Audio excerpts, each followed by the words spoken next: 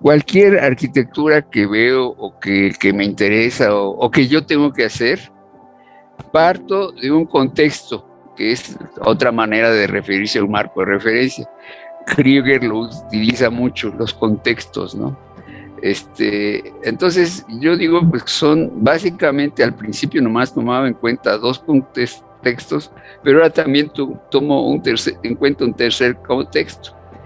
El primer contexto es ambiental, o sea, es nuestra relación con el medio natural, con el lugar geográfico donde vivimos, en fin, con todas estas cuestiones de lo que ya existe sobre la faz de la Tierra y qué es lo que hacemos allí de arquitectura o de urbanismo, de lo que sea. En segundo lugar, qué sociedades y qué culturas están allí ocupando ese espacio, y si yo pertenezco a esas sociedades, esas culturas, pues tengo que tomar muy en cuenta cómo son, cómo es, y si yo quiero explicar una arquitectura de otra época, pues también tengo que meterme a eso. Pero eso me lleva a un tercer contexto que aquí no está, pero que se puede completar, que yo lo llamo temporal. O sea, no es lo mismo analizar arquitectura del siglo XX en muchas partes del mundo que analizarla hace 10.000 años o hace 3.000 años o hace 2.000 años o hace 500 años o hace 2 siglos, ¿no? Pues hay que tomar en cuenta que el tiempo transcurre y que cada tiempo tiene, inclusive los ambientes van cambiando con el tiempo y por supuesto las culturas y las sociedades también. Entonces son estos tres contextos que yo siempre procuro tomar en cuenta en primer lugar. Si no, no puedo avanzar. Entonces la segunda parte ya son partes que yo les llamo las partes internas del modelo de explicación, que son pues 4 componentes. El primero es ¿qué es lo que queremos hacer? Entender cómo es una arquitectura que nos interesa o una arquitectura que tenemos que hacer. Es decir, se trata de algo que hoy que ya existe y ya se hizo, o algo que está por hacerse y hay que hacerlo.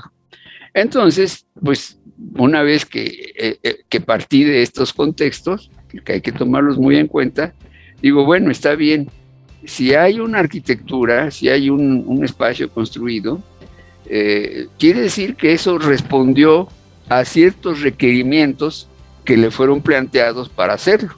O sea, yo no creo que nadie haga algo sin plantearse para qué va a servir, para qué condiciones debe satisfacer, etcétera. Y pues así es como se hacen las cosas, ¿no? Entonces, para mí, la arquitectura es como un reflejo de ciertos requerimientos, eso es como un espejo que refleja requerimientos que le fueron planteados, y como estos normalmente se traducen en programas arquitectónicos o lo que sea, me di cuenta que los programas arquitectónicos pueden ser cientos, infinitos, ¿no?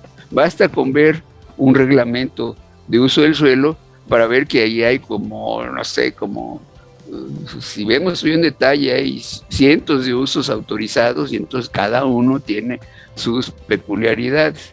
Pero entonces yo, para hacer una cosa más teórica y más concreta, lo reduje a 7 requerimientos en los que cabe prácticamente todo. Ahorita los vamos a explicar.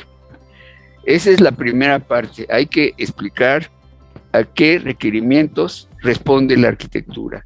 Bueno, la segunda parte es, bueno, si hay una arquitectura y ya existe, pues nos podemos preguntar con qué recursos o medios o insumos se hizo, qué recursos fueron necesarios para hacerlas. Y eso es hubo un proceso de producción, pero ese proceso de producción consumió recursos. ¿Cuáles fueron esos recursos o esos medios o esos insumos? Y entonces ahí también lo divido en 4 componentes, aquí ya no son 7, nada más son 4, y digo, bueno, pues hubo que aportar cierto tipo de materiales, hay que preguntarnos qué son, de dónde vienen, en qué estado llegan, etcétera. Pues, hubo seres humanos, fuerza de trabajo, etcétera, que proporcionaron pues lo que llamamos mano de obra o fuerza de trabajo, como queramos llamarlo, para hacer esa arquitectura. Pero además, estas personas utilizaron o si utilizamos, si se trata de mis propios, cierto nivel tecnológico y cierta tecnología, y dentro de esa tecnología cierto instrumental, ciertos aparatos, ciertas mecanismos, etcétera, que forman parte de la tecnología. Y esto incluye no solamente la materialización, sino también, como vamos a ver, la fase de anticipación o proyecto, que ahorita lo vamos a ver. Y el último recurso que yo tomé en cuenta es cuánto tiempo se habrán tardado en hacer esta arquitectura y cuánto tiempo está durando, que es otro requerimiento que viene aquí. Ahorita lo vamos a explicar. Y entonces, con esto me explico con qué se hizo o qué hubo que pensar en términos de recursos, decimos, para hacer arquitectura. Y entonces viene el tercer paso, que es el más interesante desde mi punto de vista, porque aquí está ya el corazón mismo de lo que llamamos diseño arquitectónico. Y yo lo divido no lo concibo nada más como diseño, sino como un proceso que empieza con una etapa que yo llamo anticipación. A propósito, evito, aquí no va a aparecer ni la palabra proyecto ni la palabra diseño, porque desde mi punto de vista, esto pertenece a una definición más amplia para entenderlo mejor. Y estos términos los fui sacando de otros, ahora sí que de otros contextos científicos.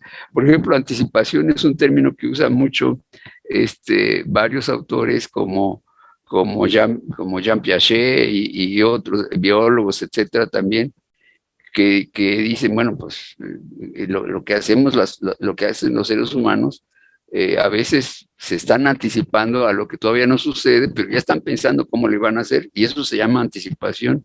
Y justamente cuando hablamos de un proyecto arquitectónico, algo que está por hacerse, bueno, pues nos estamos anticipando a una obra que después va a existir.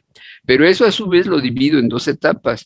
Una que la llamo meramente conceptual, en donde comenzamos a imaginar cómo es aquello que se tiene que resolver, aquellas cosas que deben plasmarse en la arquitectura, y pero todavía sin mucho compromiso con la forma. Esto de aquí sale, digamos, la fase que normalmente llamamos programación, pero que es una anticipación. Si uno hace un programa arquitectónico, ya está diciendo muchos datos, muchas cosas que se van a aplicar en una obra. Y la parte, pues, desde luego más llamativa, la que ocupa mucho tiempo y espacio de los libros de historia y de crítica es, bueno, pero también hubo una anticipación de tipo formal, en donde hubo un compromiso ya, no nada más con un programa abstracto, sino con la forma, con las dimensiones, con las características físicas, etcétera, que va a tener esto, y que justamente están relacionados con esta parte de aquí, con la parte de recursos, y están relacionados con los requerimientos.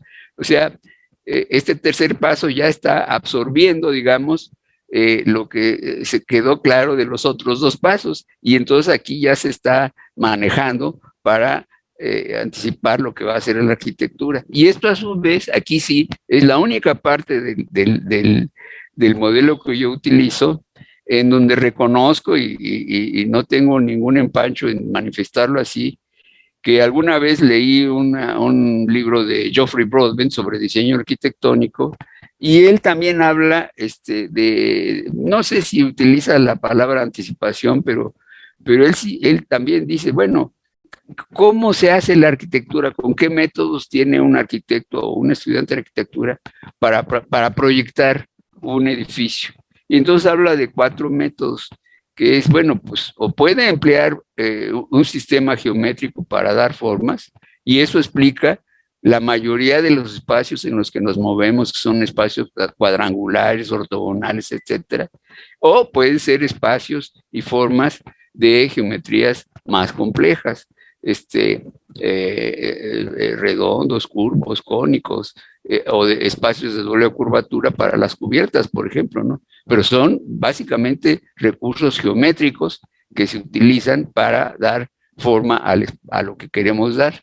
Pero también hay otro método que él llama de otra manera, que en realidad estos métodos se combinan y yo estoy de acuerdo con él.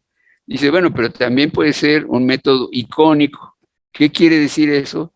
Que muchas veces, a veces hasta inconscientemente, partimos de una imagen que ya conocemos, de una arquitectura que ya está resolviendo ese problema y de alguna manera si pensamos que eso es adecuado, lo que sea, pues la aplicamos y a veces pues no llegamos a copiarla tal cual, aunque también en algunas épocas de la arquitectura, por ejemplo el periodo neoclásico o en el Renacimiento, pues tal cual se copiaban las formas de los griegos o de los romanos o de lo que sea, ¿no? Entonces, ese es un método icónico. Y luego este otro que es más interesante, que es el método analógico. Es decir, sí, las formas de la arquitectura no solamente vienen de la geometría o de la propia arquitectura, de otras arquitecturas que ya existen, pero pueden venir de formas de la naturaleza misma, ¿no? Pueden venir de formas geológicas, de formas biológicas, de formas vegetales, de formas animales, inclusive de formas humanas. Las cariátides, ¿qué son? Los atlantes en la arquitectura griega, ¿qué son? Pues son formas humanas, ¿no? Entonces, esas son analogías según Brodben y yo estoy totalmente de acuerdo con él. Y luego él se pregunta, bueno, pero ¿cómo fueron las primeras arquitecturas? Él lo aplica sobre todo a las arquitecturas más antiguas y más, vamos a decir, rudimentarias, más cuando no había ni geometría, no había otras arquitecturas y pues sí, a lo mejor las cuevas les daban alguna idea de cómo hacer algo parecido, pero el método pragmático es un método que él llama de ensayo, prueba y error. Es decir, es un método en el que se está experimentando a ver si esto funciona, a ver si este sistema, a veces se refiere a sistemas constructivos, a ver si este sistema constructivo me da el mismo resultado que este otro. Digamos, es un método experimental. Y la última parte del esquema es, desde luego, ya sabiendo todo esto, preguntarnos, bueno, y entonces ese personaje que llamamos arquitecto o para el cual estamos formando arquitectos o que fuimos formados por un sistema que nos formó como arquitectos, pues entonces, ¿qué es lo que tenía que hacer con todo esto?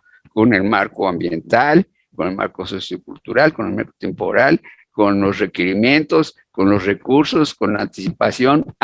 Me faltó la materialización, que una vez que se termina el periodo que tiene todo anticipado, pues obviamente pues hay que llevarlo a la práctica y materializarlo y ahí también el arquitecto tiene un papel importante.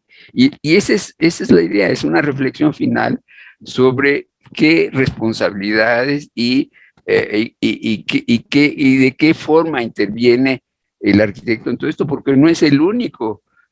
Están los propios usuarios que a veces son decisivas sus iniciativas, están los consultores o los expertos que llamamos para ayudarnos a calcular cosas complejas en las estructuras, en las instalaciones, o lo que sea, o en el subsuelo, ¿no? Por ejemplo. Bueno, pues ellos también participan y además están cuando se trata de grandes inversiones inmobiliarias, ¿para qué les cuento?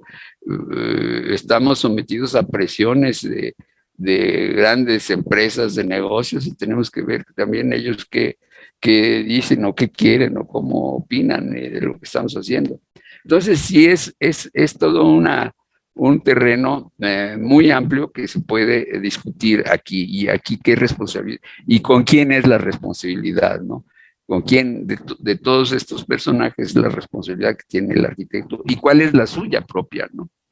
Entonces, pues es una reflexión final, pero sí, la idea es que evidentemente el arquitecto debe estar pensando en todas estas cosas si quiere hacer arquitectura. Pero entonces aquí ya tenemos, avanzamos hacia la parte interna, en donde decimos, bueno, vamos a suponer que sí, la arquitectura es un espejo que refleja requerimientos, pero entonces, ¿cuáles son esos requerimientos? Y aquí están. En primer lugar, es que la arquitectura, si de algo sirve, es para alojar ahí en ella a personas y sus actividades, lo que ellas hacen, que pueden estar en descanso, pueden estar moviéndose, o pueden estar jugando, o pueden estar bailando, o lo que sea. Esas son actividades. Y entonces, y cuántas personas, etcétera. Luego, eh, pero se puede usar para guardar allí pertenencias, guardar, depositar, exponer cosas que nos interesan, objetos, pertenencias humanas, que es el segundo requerimiento. El tercero es que si queremos, si hay una arquitectura, tal vez es porque además también sirve para, pues, para protegerse en primer lugar de las variaciones extremas que puede tener el microclima, el solazo de al mediodía, el frío de la noche, o del invierno, o el supercalor del verano, la presencia de viento, ¿no? De lluvia, todo eso. Bueno, pues sí buscamos un ambiente que nos proteja de todas esas variaciones y nos dé un microclima más estable, pero también un ambiente confortable. Si queremos, por ejemplo, trabajar de noche y podemos prender un foco o la luz o una vela, lo que sea, bueno, ya estamos extendiendo la duración de horas de luz en el natural, ¿no? Y eso pues forma parte de este tercer requerimiento. Pero la arquitectura también ayuda a comunicar cosas entre sí, o a separar cosas, no solamente personas, actividades, pertenencias y microclimas y ambientes, sino en general da acceso, da salida, en fin, es una serie de funciones que tiene aquí muy importantes pues que hay que atender y que hay que fijarse qué cosas son. En quinto lugar, que no se concibe, no se concibe una verdadera arquitectura, pues que no se haya pensado para que esté más o menos estable y firme. Es decir, que no se caiga con su propio peso, que no se caiga con el peso que le agreguemos, que puede ser muy poquito o puede ser mucho, en una bodega o en un lugar público donde va a ser un salón de baile o un auditorio, lo que sea, que va a haber mucha gente, ¿no? Entonces, todo depende de qué estabilidad y firmeza, y también depende de qué suelo, y también depende de contra qué fuerzas debe luchar, nada más contra la gravedad o también contra los esfuerzos horizontales causados por el viento o por los sismos ocasionales, ¿o qué? Y entonces ahí, pues todo eso forma parte de los requerimientos de estabilidad y firmeza que debe satisfacer. En sexto lugar, tomo en cuenta un requerimiento que rara vez se toma en cuenta, que es si hay una arquitectura, esa arquitectura se concibió para que durara X tiempo. No siempre es eterna. Algunos faraones o algunos monarcas han pretendido hacer cosas que duren 1000 años, y de alguna manera lo logran si hay un proceso pues si se reconoce la importancia de eso que se hizo, y entonces se decide protegerlo, conservarlo, rehabilitarlo, lo que sea. Pero si no, pues va a desaparecer. Inclusive hay arquitecturas que se conciben para durar muy poco tiempo, o para durar una generación. En las arquitecturas rurales, pues, vemos por el tipo de materiales que usan, pues, se usan que van a durar 1 o 2 generaciones, y o se vuelven a hacer o hay que mantenerlas adecuadamente. Y entonces, y el último, aparte de que nos da todo esto, la arquitectura es un medio de expresión, o sea, es un vehículo, es un contenedor de mensajes que pueden ser de varios tipos, utilitarios, simbólicos o inclusive poéticos. Es una plática que hice muy breve, aquí no tiene nada, que se llamó De la arquitectura a los paisajes culturales, y aquí están varias cosas. Aquí está, por ejemplo, la portada de mi primer libro, que fue un librito de 125 páginas, y que lo publicó la Secretaría de Educación Pública, pero en papel periódico, impreso, y era un ejemplar, pues no muy grande, era como de media carta más o menos, ¿no? Pero se publicó y se agotó porque mis primeros alumnos de teoría se lo acabaron.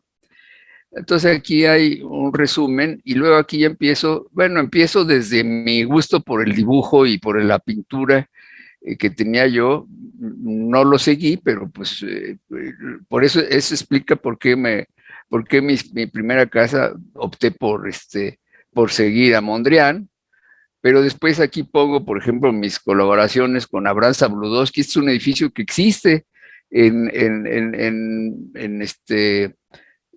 Benjamin Franklin y el eje de patriotismo. Está ahí, está el edificio. No con esta fachada, porque le vidrieron toda con espejos, pero pues ahí está el edificio.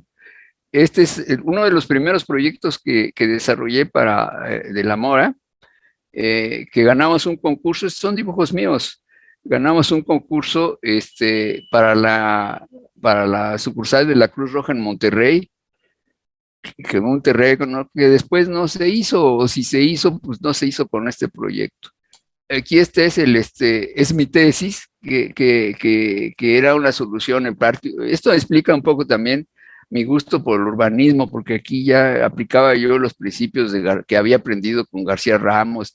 Esta era una instalación de Pemex, que había de unos talleres y unas viviendas para técnicos. Yo agregaba para obreros y también para quintas, de granjas agrícolas rodeando la ciudad, no sé qué. Este lo hizo con mi compañero de aquellos años, Alberto Aruesti, que ahora vive de la pintura. Estos son los dibujos que yo hacía cuando estuve en Alemania, y esta era una repentina que hicimos en la escuela donde yo estudiaba, de cómo alojar en lo que quedaba de un antiguo castillo feudal con su torre y su muralla, era lo único que quedaba. Alojar ahí un albergue juvenil de los que hay en Europa, que son muy buenos para que los estudiantes con pocos recursos viajen por toda Europa con muy poco dinero, y encuentran estos albergues. Yo lo usé al principio, cuando llegué a Europa, pues usaba al principio estos albergues. Aquí ya es un edificio que proyecté para una firma de arquitectos en Frankfurt, pues de pocos pisos, pero aquí ya estaba yo colgando una parte de la estructura por el centro. Yo ni me imaginaba que iba a participar en el edificio Monterrey, y el arquitecto de la Mora ni se enteró de que yo había hecho esto, pero que no sé si se hizo o no, finalmente un edificio de una empresa. Tenían aquí abajo una librería en Kassel, en el centro norte de Alemania. Estos son los proyectos, los dibujos que me encargaba el arquitecto de la Mora. Este es para un santuario de Guadalupe en Monterrey, que no se hizo tampoco. Se supone que ahí al fondo se ve más o menos el Cerro de la Silla o no sé qué. Y eran puras cosas a mano, que eran a pulso, pero aquí yo cortaba, digamos, pues, todo esto son paraboloides trazados y en perspectiva, pero cortados para que se vea cómo se va a ver por dentro, más las formas del espacio, la audiencia, el altar, todo esto, ¿no? Y luego el edificio Monterrey, por supuesto, ¿no? Este es el conjunto de Pastegé, que sí fue un conjunto urbano arquitectónico. El dueño, que era Alejo Peralta, ya estaba haciendo por su cuenta estos dientes de sierra, y lo que nosotros le agregamos fue estos anexos que daban a una circulación central que se sigue usando y que la arbolamos, y que ahora es acceso peatonal de todos sus obreros, y aquí por fuera circulan los camiones y entran atrás por rampas y bueno, por andenes, etcétera, a cargar y descargar en las fábricas. Y entonces estos puros peatones, estos son puros vehículos. Y aquí la administración, etcétera. Y aquí detrás, en esa época, Peralta era dueño del equipo de los Tigres del México. Y entonces pues quería un campo de entrenamiento igual que los que hay en Estados Unidos del otro lado para sus beisbolistas, y pues yo tengo que ir junto con otro deportista del Politécnico para visitar cómo eran estas cosas y proyectarle algo aquí parecido a Peralta. Esta es una, esta es, en esa región de Pastejé, yo me puse a estudiar por mi cuenta, desde luego con permiso de Peralta y del arquitecto de la Mora, pues cuando no teníamos mucho que hacer, le decía yo a mi personal, bueno, a ver, vamos a empezar a estudiar cómo son las casas de los pueblos para ver qué podemos hacer. Y entonces tenemos un estudio de arquitectura rural, de cómo eran las casas de los mazaguas que vivían ahí alrededor, con sus casitas, con su pozo, que está aquí, y una pequeña caseta que era como su altar familiar que estaba aquí, que era una como casita en miniatura, y luego aquí la parcela, ¿no? Luego también esto se lo hicimos a Peralta, una casa cerca de Tanacatita, en Jalisco, viendo hacia la playa, que era muy sencilla. Y aquí el problema era que teníamos que resolver la parte bioclimática de tal manera que usáramos lo menos posible equipos de aire acondicionado, de los que se usaban ya unas cajotas horribles que salían de las ventanas, este, y que lográramos un funcionamiento con ventilación cruzada. Entonces en las esquinas, abrimos todas las esquinas para forzar a abrir la ventilación y aprendiendo un poco de lo que dije de la vivienda maya, puse yo unos domitos chiquititos arriba y con la luz de eso es más que suficiente para iluminar la casa, ¿no? Y aquí ya son las recámaras, esta es la estancia y esto ya lo demás son cocinas y baños, ¿no? Aquí una alberquita y esto quedó bastante agradable. Aquí se ve un poco más o menos, ya están terminándose. Y luego, ¿qué más? Bueno, pues las iglesias. Esta es la que ya les mostré de Rosedal, el trazo de los paraguas que sí tenía yo que, era un obsesivo porque con dibujar primero en perspectiva lo que lo que se iba a construir, ¿no? Y lo que le íbamos a dar al consultor. Lo mismo aquí en Xotepingo. Bueno, este es un poco una historia de todas las iglesias en las que intervine. Cuando yo llegaba, cuando me llamaban era porque estaban así, eran tejabanes, ¿no? Es el tejabán que había en la iglesia que ahora es la de Xotepingo. Y aquí está ya la nave por el interior con los vitrales. Aquí este vitral me lo diseñó Reyes Mesa. Lo mismo aquí también me ayudó. Aquí se ve el bosque de madera que había que construir para nada más para sostener la cimbra de madera, ¿no? Esto ya con el tiempo se volvió pues, muy caro y se consideró que era una mano de obra excesiva y entonces empezaron a sustituir los métodos constructivos de los cascarones. Pero yo sí los usaba. Aquí hay dos conoides cubriendo una capillita y tres paraboloides rodeando. Este existe todavía cerca del centro asturiano, que está ahí por Casa de Tlalpan. Y aquí me vi obligado a ponerle un campanario en esta forma, en vez de ponerlo vertical como lo tenía yo aquí, pues lo puse inclinado porque me di cuenta que el volumen de la iglesia se me iba hasta el fondo del terreno y que cuando entraba por la colonia no veía nada. Entonces dije, no, pues mejor que por lo menos vean que se asoma aquí una campana, porque si no, no van a saber dónde está la iglesia. Entonces son puras decisiones así, ¿no? Esta es la de Santa María de los Apóstoles, que a mí me gusta mucho el espacio interior que se logró. Aquí también el vitral es de Reyes Mesa. Y bueno, pues, este tipo de juegos volumétricos me encantaba de hacerlos. Bueno, luego siguieron las casas de las lomas, los primeros intentos de hacer viviendas económicas de 20,000 pesos de inversión, claro, de los años 60, empleando puro bloque de cemento arena, cascarones con cimbra metálica, columnitas prefabricadas y la cimentación también aislada, colada en el lugar. Y esto es una cosa muy ligera. Inclusive estos como closetitos son también prefabricados in situ, ¿no? Sí. Luego, estos nuevamente son los cascarones de la fábrica Rivetex, estos son, se ven por arriba, pero este es un comedor para obreros y con sus baños y vestidores que hizo la fábrica para sus obreros y que funcionaba bastante bien. Y en esa época empecé a trabajar para el gobierno del Distrito Federal en programas rarísimos, pero yo también cuando andaba por las ciudades, visitando distintos lugares, eh, por ejemplo, la zona de los Pedregales, donde ahora está la colonia Jusco y todo eso, eran así en los años 60, eran verdaderos pedregales con calles trazadas ahí que realmente no sé a quién se le ocurrió hacer estas colonias ahí y les costó mucho trabajo después lograr sacar una calle aquí y eliminar todos estos obstáculos, ¿no? Fue mucho trabajo.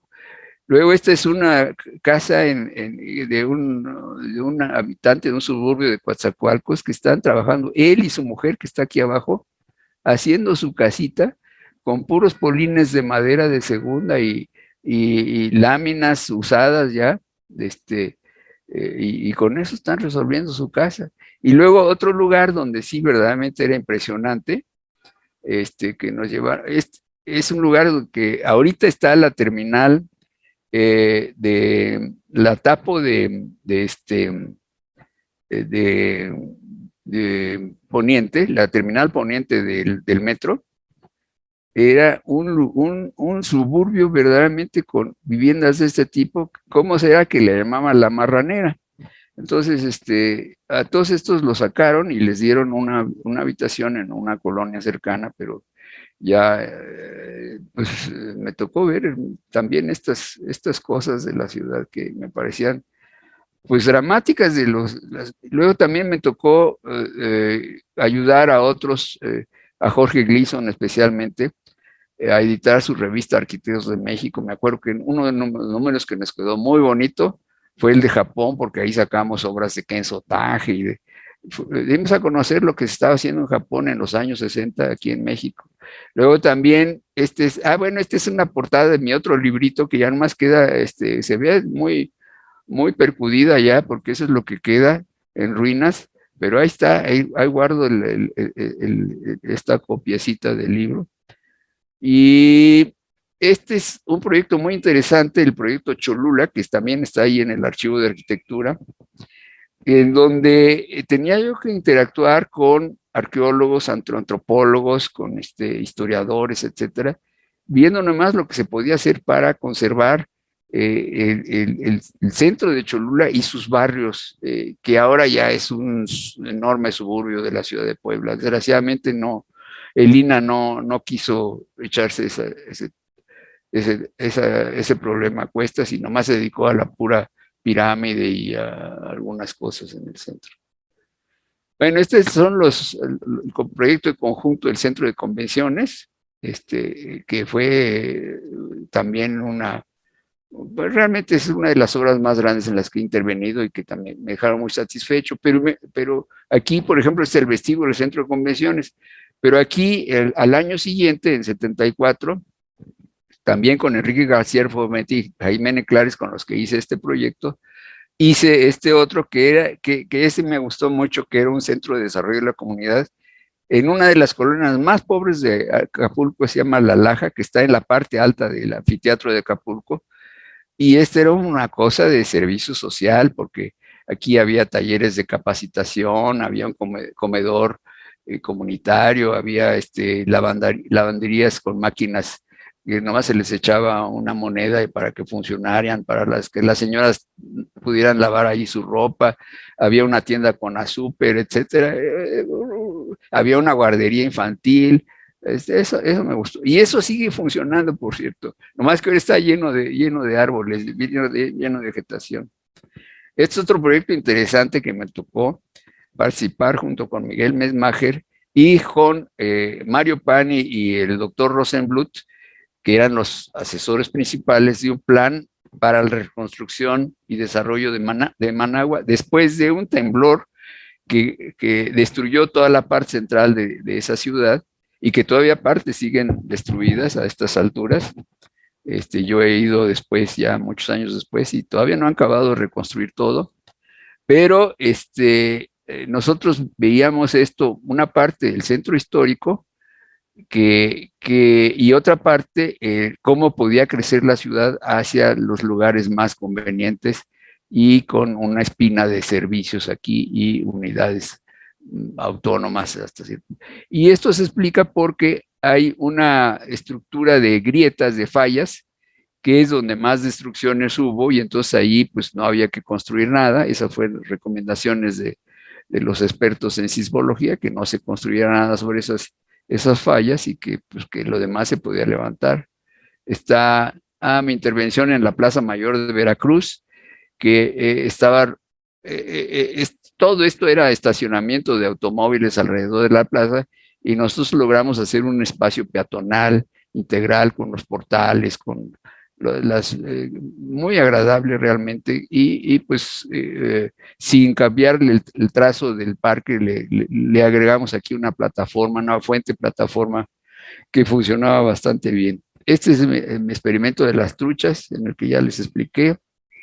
Esta es mi estancia en el Colegio de Arquitectos, en donde pues pude pues, conocer y tratar ya más de cerca y en plan de gremial, digamos, a Mario Pani, a Mestre, a tantas, a Locolina, que habían sido mis maestros, a Villagrán, que se ve aquí, que era, seguía siendo muy respetado, y uno de mis primeros libros ya más formales sobre Enrique de la Mora. Este es un censo gremial que se me ocurrió hacer en el colegio antes de entrar como presidente, pero varios años antes. Siempre me interesó la parte gremial. Y aquí, esta es una investigación de arquitectura rural con métodos constructivos, y más o menos lo que se podía hacer, que desgraciadamente no prendió.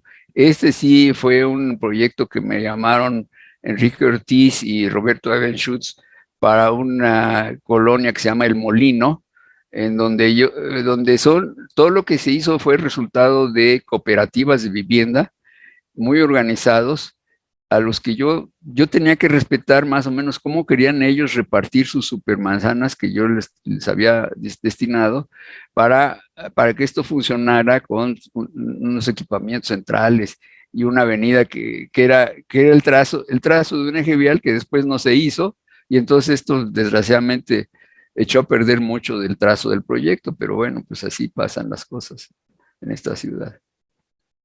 Estos son otros libros en los que he intervenido, describen estudios míos.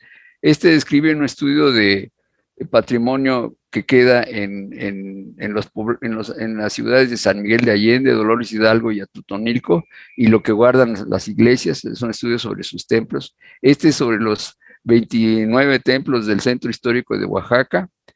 Este es un plan de conservación del centro histórico de San Luis Potosí. Estas son unas normas, no un reglamento de construcciones que hicimos entre García Formentí y yo. Bueno, sí coordinamos todo el reglamento, pero desarrollamos en particular la parte de proyecto arquitectónico del reglamento, y luego, digamos, editamos todas las demás partes con las contribuciones del Instituto de Ingeniería, de los ingenieros y de los demás, ¿no? Este es la portada de ese libro, que yo lo tengo, de fase 2. Lo que se hizo en ese programa está editado aquí. Ese se editó en 1988. Luego me pidieron un manual de diseño y construcción de viviendas para escasos recursos, también financiado por el Departamento Central, pero elaborado por encargo del Centro Hábitat de Naciones Unidas. Esto se hizo. Guardo todavía un ejemplar de esto. Luego este es más o menos el problema que comencé a visualizar de la ciudad del Alto en Bolivia, que me llamaron ahí del Centro Hábitat para que empezara a organizar un grupo de gentes ahí para que se hiciera cargo de desarrollar un plano de esta ciudad que tenía el aeropuerto aquí en medio, y pues, todos los barrios populares, que es una especie de ciudad en Nezahualcóyotl de La Paz, pero allá en La Paz. Y esto está a 4.100 metros de altura ya sobre el nivel del mar, es una ciudad muy alta. Entonces, pues era todo un problema ahí. Este es un proyecto que hice con Jaime Ortiz Monasterio para devolverle a la Basílica de Guadalupe la planta original que tuvo y esta parte que ya estaba muy arruinada, dejarla como ruina, como vestigio. Esto de aquí es lo que yo tenía que hacer para el plan de conservación del centro de San Miguel de Allende. Este ya es de los últimos en 2001, 2002, el estudio que hicimos para todo el municipio de Bahía de Banderas, qué es lo que debían conservar, dónde se podían desarrollar, cómo había que hacerlo, etcétera, que hasta la fecha se ha respetado en buena parte y ha resistido todos los intentos que se han hecho de de modificarlo porque los vecinos se oponen, habitantes del lugar dicen, no, no, no, sigan con el plan que se quedó de 2001. Este es un proyecto que hicimos García Formentillo y ya no estaban en Clares para